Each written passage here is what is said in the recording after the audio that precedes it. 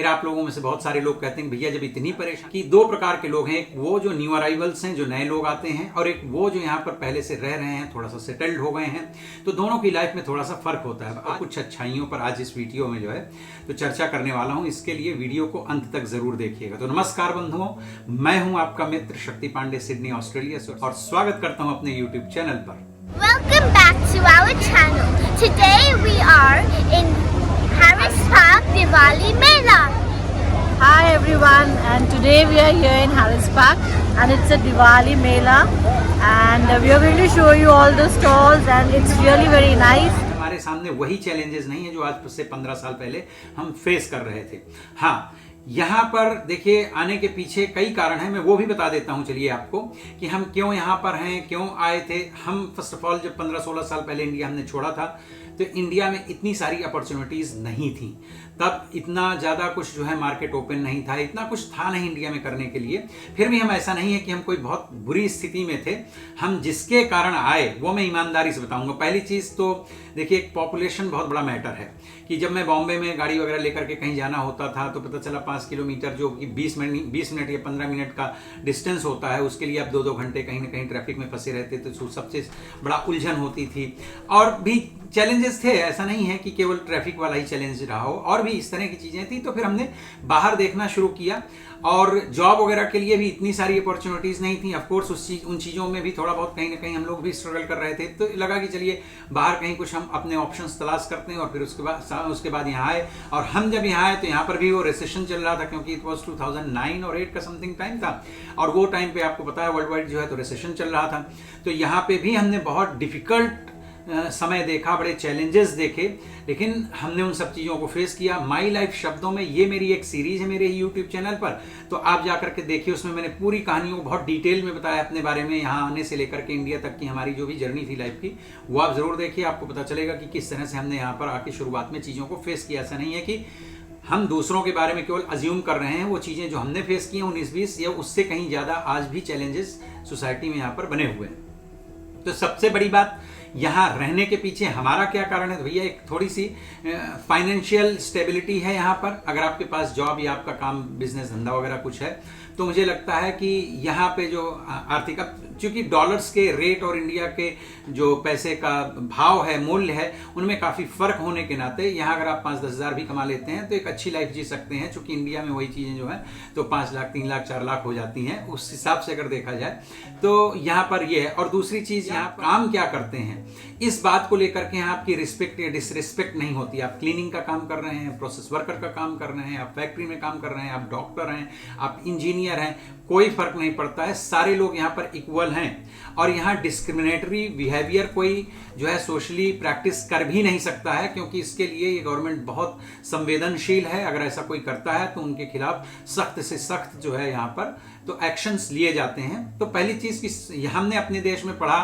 बचपन से कि हम भारतवासी सभी बराबर हैं, समानता का वो सब कुछ हमने पढ़ा, लेकिन प्रैक्टिकली आप सब लोग भी जानते हैं, देखिए अपने यहाँ ये चीज़ जो है नहीं होती है। पर यहाँ पर आपको जॉब के हिसाब से आपकी जो है हैसियत नहीं आकी जाती है। बस यहाँ पर आपको रिस्पेक्ट इक्वली सबको देना भी होता है और सबसे आपको उसी प्रकार से रिस्पेक्ट मिलती भी है। दूसरी चीज़ अनलिमिटेड फ्रीडम है। अनलिमिटेड फ्रीडम का मतलब आप क्या खाते हैं, आप क्या पहनते हैं, आप कहाँ जा रहे हैं, क्या कर रहे हैं, इसमें आपको कोई इंटरफेयर करने वाला नहीं मिलेगा। जैसे अपने यहाँ है, आपके पड़ोसी भी आपको देख रहे होते हैं, आपको पता भी नहीं होता। आपसे ज़्यादा आपके बारे में आपके नेबर्स को पता होता है, और आपने क्या कपड़े पहने, आज आपने क्या खाया, इन सब चीज़ों पर कहीं ना कहीं कोई कुछ कह रहा होता है, कुछ सुन रहा होता है, आपको क्रिटिसाइज किया जा रहा होता है। कई बार आप इन चीज़ों से आहत होते हैं। तो वो ये सब चीज़ें इस देश में आपको कहीं भी नहीं मिलेंगी। अगर आपने खुद से 2-4 ऐसे लोग बना लिए हों जहां आपका ये सब चल रहा हो तो मैं नहीं कहता, लेकिन इन जनरल इस कंट्री में ये सब चीज़ें आपको प्रॉब्लम्स नहीं देती हैं। तो आपको अनलिमिटेड फ्रीडम मिलती है जब तक कि आप किसी कानून को ब्रेक ना करें तब तक। यहाँ पर एक चीज़ और बहुत अच्छी है, क्वालिटी ऑफ लिविंग,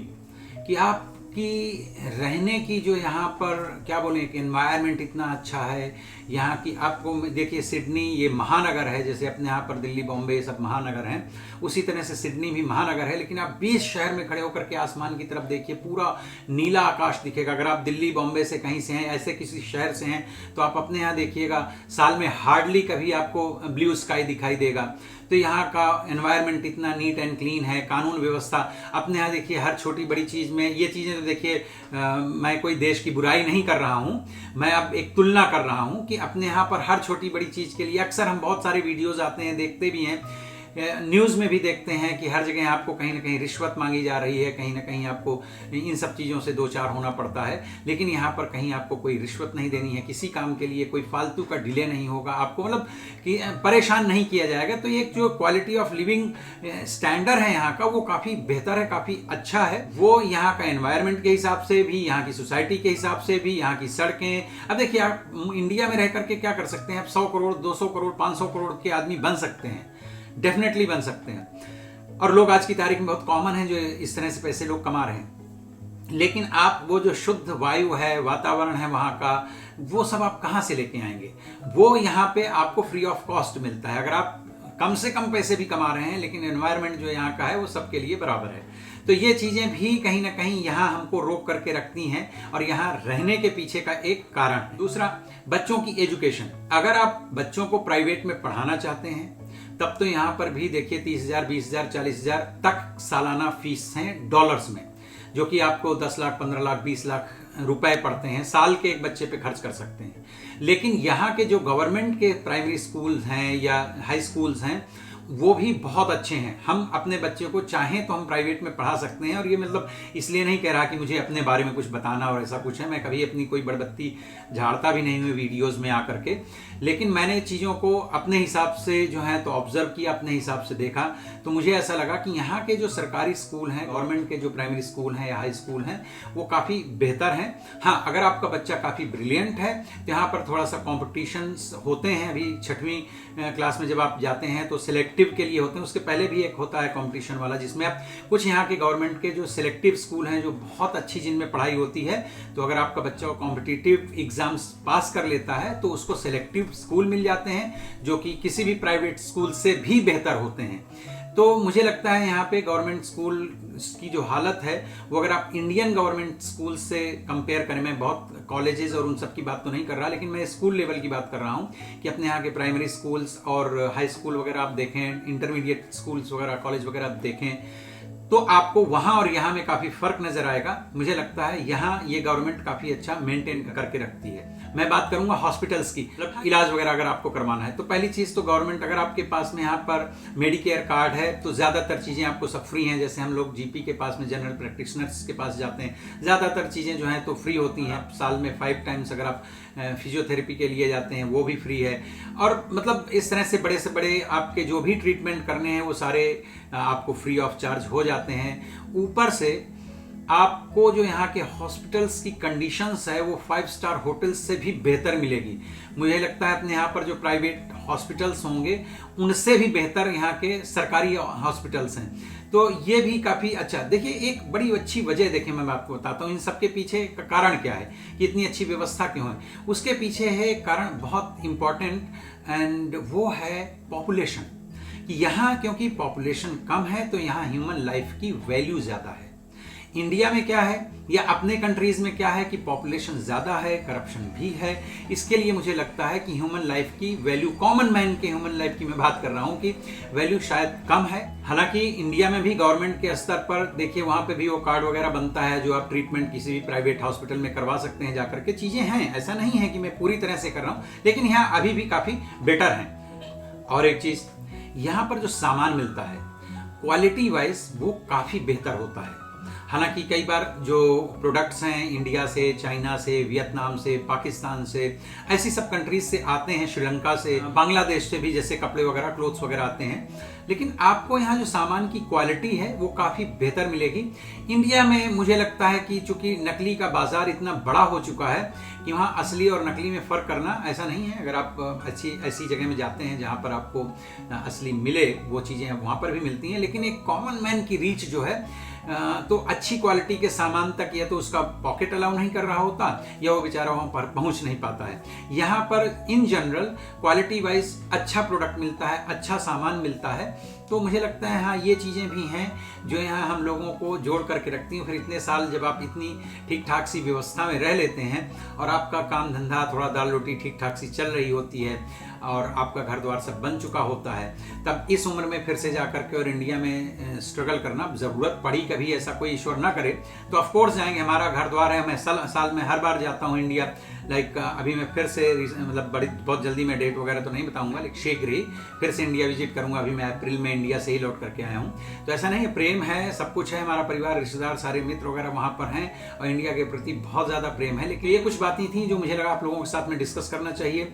और कुछ लोग कमेंट करके यही सारी चीज़ें बोलते हैं कि आप वहाँ क्यों रह रहे हैं, दूसरों को आप आने से रोकना चाहते हैं। अरे भैया, हम किसी को नहीं रोकना चाहते हैं। जिसमें क्षमता है डेफिनेटली वो आ जाएं। कई लोग मुझसे पूछते हैं कि हम कैसे आएँ, तो देखिए आप लोगों को इमिग्रेशन के जो है एजेंट्स होते हैं दिल्ली बॉम्बे जैसे किसी भी शहर में आप पता करें।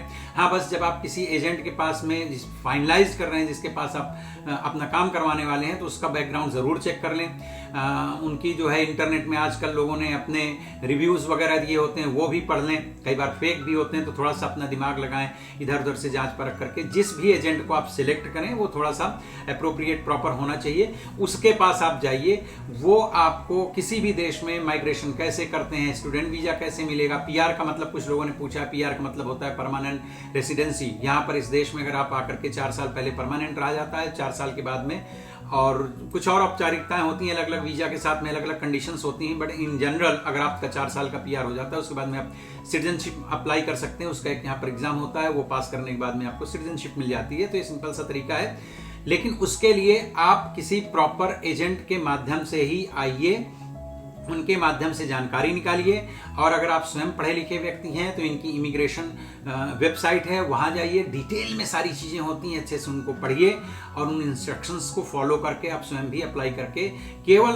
ऑस्ट्रेलिया की बात नहीं है, या बाकी के किसी भी देश में जाना चाहते हैं, यूरोप अमेरिका कहीं पर भी, तो उन सब चीज़ों के आपको सारे इंस्ट्रक्शंस मिल जाएंगे। आप भी जाइए, हमें किसी के आने से कोई दिक्कत नहीं है। हमें तो अच्छा लगता है, जितने ज़्यादा इंडियंस होंगे हमारी अपनी उतनी ही अच्छी सोसाइटी बनेगी, हमारा उतना ही डोमिनेंस बढ़ेगा।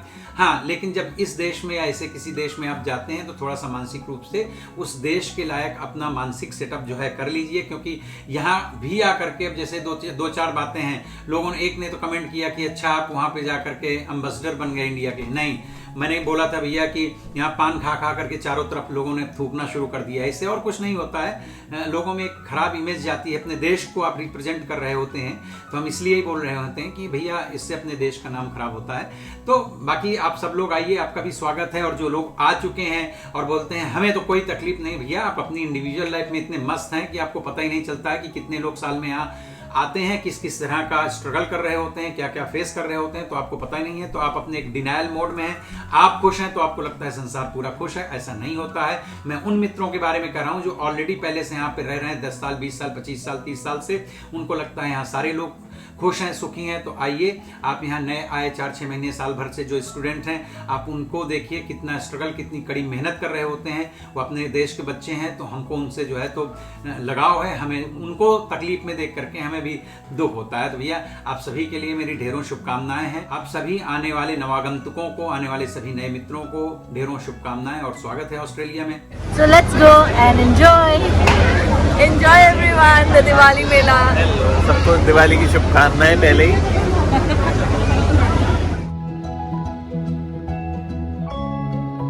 यहाँ क्या है कि आवाज़ बहुत है, और ये है हैरिस पार्क में लगा हुआ है दीपावली का मेला, हर साल लगता है। इस साल पब्लिक लेकिन बहुत ज़्यादा आई हुई है, और आज है संडे, तो संडे को थोड़ा सा पब्लिक वैसे भी निकलती है घर से, अपने अपने घरों से। और यहाँ पे देखो जनरेटर वगैरह चल रहे हैं सब, काफ़ी कुछ है, दोनों साइड में स्टॉल्स लगे हुए हैं, देखिए। और यहाँ पर आपको इंडियन कपड़ों से लेके बच्चों के थोड़ा खेलने कूदने का आइटम है, वो देखो ऊपर क्लाइंबिंग के लिए है उधर। ये देखिए, ये एक बफेलो बना हुआ है, ये घूमता है बहुत तेज। ये देखो, इसमें बच्चे बैठ के अपनी ताकत की जोर आजमाइश कर सकते हैं। गुस्से में है बहुत, ये इन्होंने यहाँ से ऑपरेट किया है, बहुत क्रोध में लग रहा है। और स्टॉल पब्लिक बहुत आई हुई, मतलब एक्चुअली मेला एक कल भी था यहाँ, मतलब हैरिस पार्क में नहीं, यहाँ से नज़दीक ही था, पैरामाटा एरिया में। और आगे स्टेज है, मैं चलते चलते दिखाऊंगा आपको। तो स्टेज में परफॉर्मेंस वगैरह हो रही थी और यहाँ के लोकल पॉलिटिशियंस आए हुए थे, कुछ काउंसलर्स वगैरह, और वो जो भी MP MLA जो भी होते हैं वो सब सपोर्ट करते हैं, क्योंकि अब यहाँ पे भी इंडियन कम्युनिटी काफ़ी ज़्यादा है संख्या में। तो इसके लिए यहाँ पर ये देखिए, आपको ये इनका नाम तो नहीं पता है, कुछ बोलते हैं। देखो ये जो ज्वेलरी है आर्टिफिशियल जो भी है, और इधर बैंगल्स वगैरह बिक रहे हैं। इधर देखिए आगे अगर आप चलेंगे तो फ़ोटोज़ पिक्चर्स वगैरह, नहीं वो जो फ़ोटोज़ होते हैं भगवानों के और अलग अलग घर को डेकोरेट करने के लिए मोजड़ी वगैरह हैं। अभी पानी जी बता रही थी कि हम करोड़ बाग से लाए थे, 400 रुपये में थी, और यहाँ $50 में वहाँ पर बिक रही हैं। यहाँ पर कितना है, लेडीज़ शूज़ यहाँ सस्ते हैं, ये तो $15 में ही हैं भाई। ये बच्चों के सूट वीट भी देखो बिक रहे हैं। तो ये देखें यहाँ पर भी आपको मिलेंगी मोजड़ी। और पीछे वाली दुकान तो उन्होंने बताया कि वो पाकिस्तान से हैं और उनकी मोजड़ी की क्वालिटी डिफरेंट थी, अच्छी लग रही थी वो भी। और अपने राजस्थान से जो आती हैं तो उनका थोड़ा सा इधर खाने पीने का भी है, पब्लिक बहुत है भाई। ये आपको जैसे अभी दीपावली आ रही है तो उससे रिलेटेड काफ़ी आइटम्स आपको मिल जाएंगे, तो ये देख सकते हैं आप।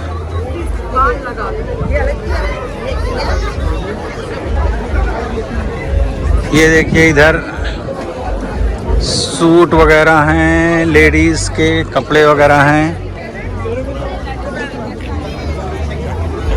और यहाँ पर पुलिस वगैरह, सुरक्षा बल, सिक्योरिटी के लोग भी हैं, क्योंकि ऑफ कोर्स यहाँ पब्लिक को इकट्ठा होना होता है। ये अच्छा मेडिकल, ये किसका मेडिकल का था? Hello, what was this stall for? Just in case someone gets hurt. Okay okay, thank you very much, या थैंक यू। तो ये यहाँ पर अगेन कपड़ों का स्टॉल है, और इस तरफ देखिए, और ये यहाँ इधर खाने पीने का है। खाने पीने वाले में भी खूब भीड़ है, और अपने भारतीय लोग तो खाने पीने में होते हैं नंबर 1। तो हम तो अभी यहाँ ही रेस्टोरेंट में ही खाना खा के आए हैं, क्योंकि आज का प्लान ही यही था कि बाहर खाना खाया जाएगा पहले से। ये देखिए यहाँ पर कुछ बेच रहे हैं। ये क्या है भैया? अदनान सामी कब आ रहे हैं भाई? 19 को। यही 19 को? कहाँ पे? ये यहाँ पर है, 100 ग्राउंड पे। अच्छा। तो क्या टिकट के रेट्स वगैरह कुछ पता है आपको? $99 से 300 तक। अच्छा, $99 से। अभी बुक करते हो तो लाइक आपको 20% ऑफ। आज अगर अभी करते हैं तो 20% ऑफ, अगर आपके काउंटर में करते हैं यहाँ पे। ओके, चलिए जी। हाँ अच्छा, ये देखिए अदनान सामी आ रहे हैं, मैं उनका बड़ा प्रशंसक हूँ।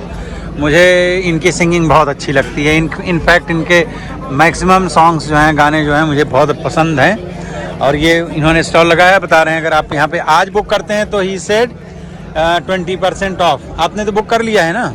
क्या चीज़? हाँ, बताया नहीं, चुपचाप बुक कर लेते हैं। आजकल दोस्तों पे भरोसा करना जो है वही है कि बहुत मुश्किल बात है,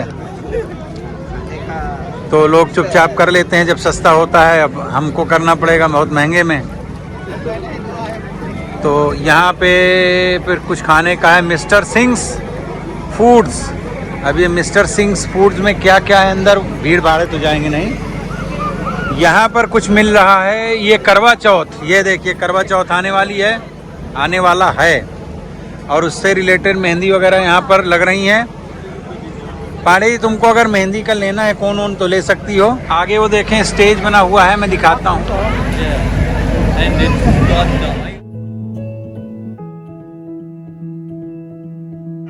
An education hub, a health hub, but without Harris Park, without Little India, we cannot realise that. So you please know how important your contribution to our ward is, and that I look forward to working with each and one of you.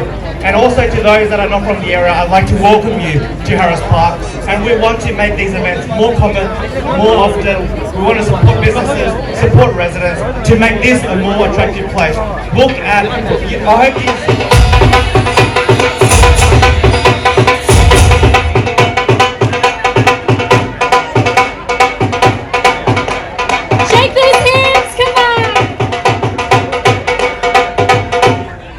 Okay, Misty, can you give them some steps? I don't see anybody dancing. Let them. All right. The 5 steps. Quick tutorial. The first one we did, hands in an L shape. Just please L listen shape. up. We're gonna make you all dance. And we're gonna teach you. You have to dance if you want to go now. All right, L shape, and we bop. We did this. 2, 3, 4. The next one, everyone is one hand on your hip. That's it. Yeah! Are you guys ready?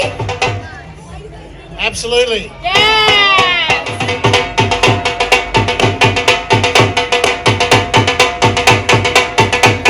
Good. Everybody in the crowd, let's dance. Yes. Look at ministers are dancing. Wow, I love it. Sameer ji. ये जो लोग dance कर रहे हैं ये सारे यहाँ पे मिनिस्टर हैं, गोरे लोग जो आगे खड़े हैं लाइन में।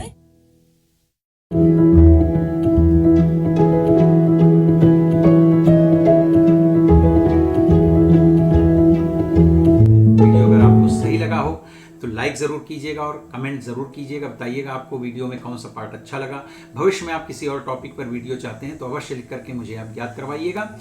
और हाँ, चैनल को सब्सक्राइब ज़रूर कर लीजिएगा। अपना बहुत बहुत ध्यान रखिए। मिलता हूँ फिर किसी दूसरे वीडियो में। Take care, bye bye.